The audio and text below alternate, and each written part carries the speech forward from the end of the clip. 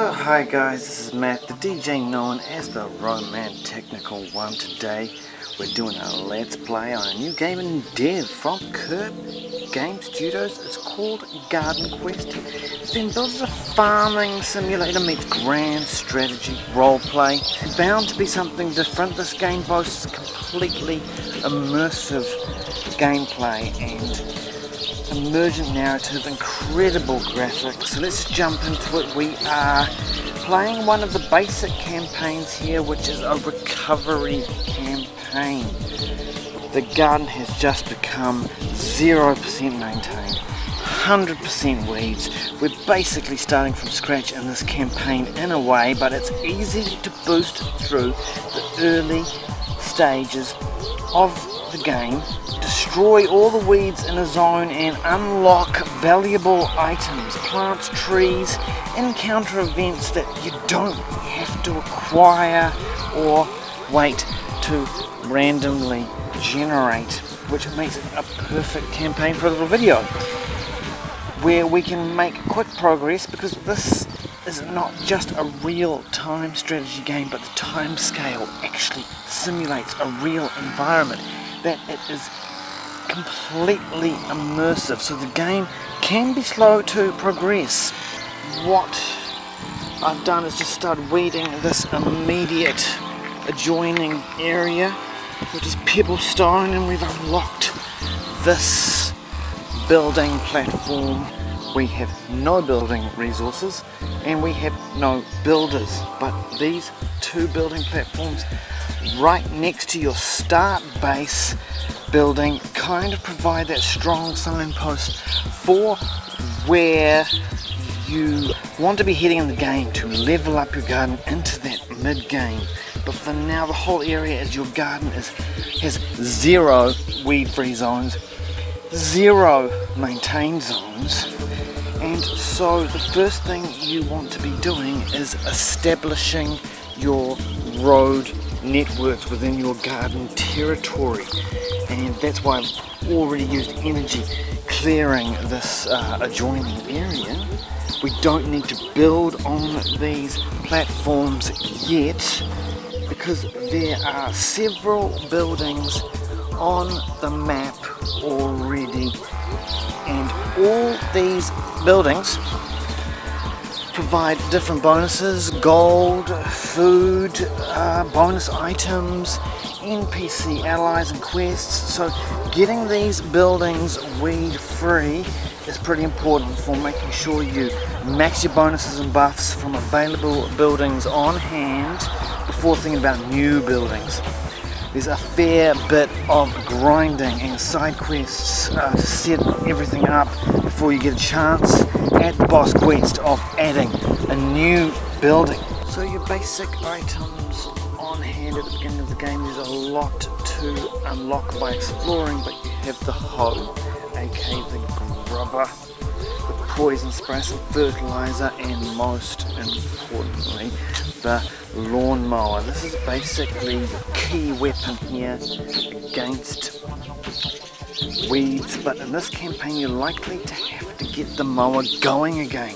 So you're already being presented with some options as how to begin your campaign. I'm focusing on my pathways here, because as you build your garden infrastructure, or in the case of this campaign, you're restoring your garden. So if you go to the map view, you'll see some of these buildings and what bonuses they will allow, but also your territory covering over 2.5 acres.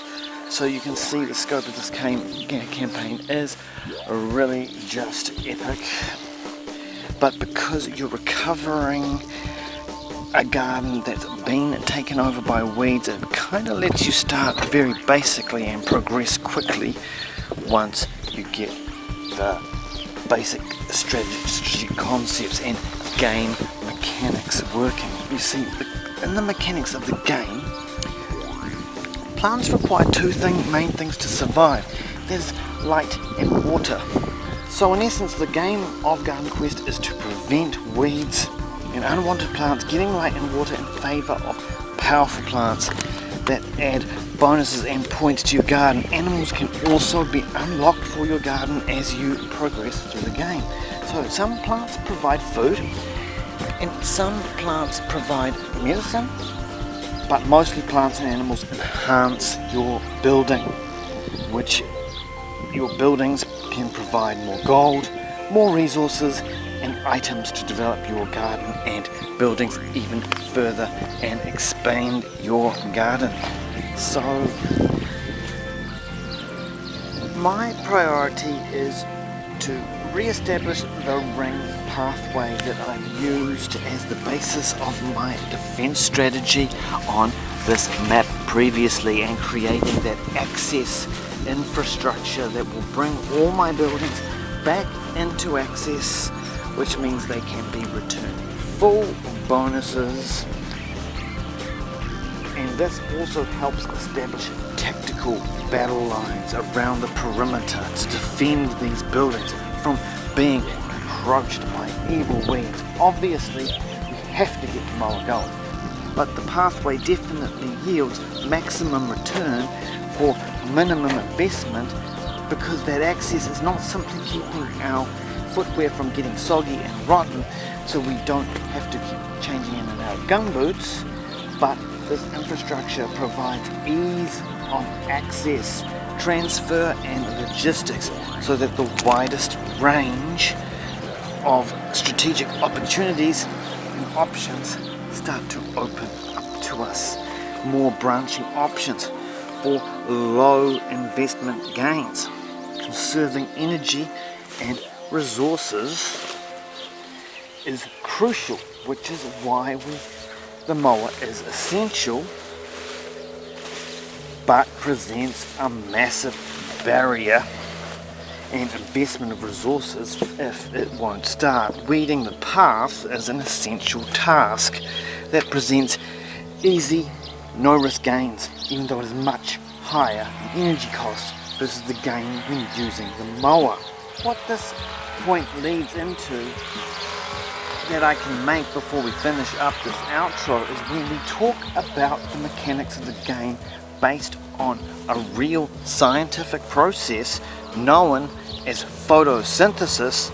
The game offers incredible breadth and depth when optimizing for these environmental factors, such as looking at something very basic here, like this initial task of weeding the adjoining area, to your building platforms here,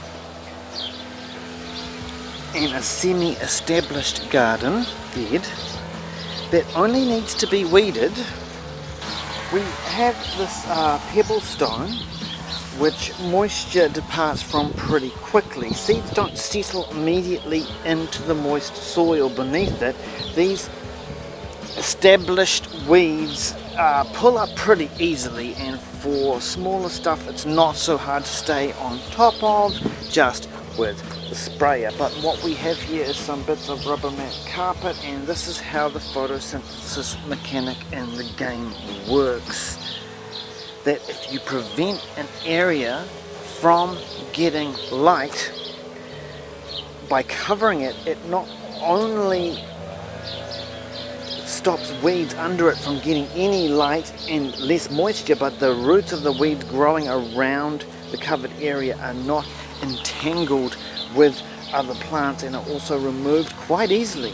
So you're already seeing the use of this photosynthesis gameplay mechanic, how you can employ dynamic strategies to reach your goal with minimum investment of effort and the potential to expand your basic strategies throughout the scope of the game.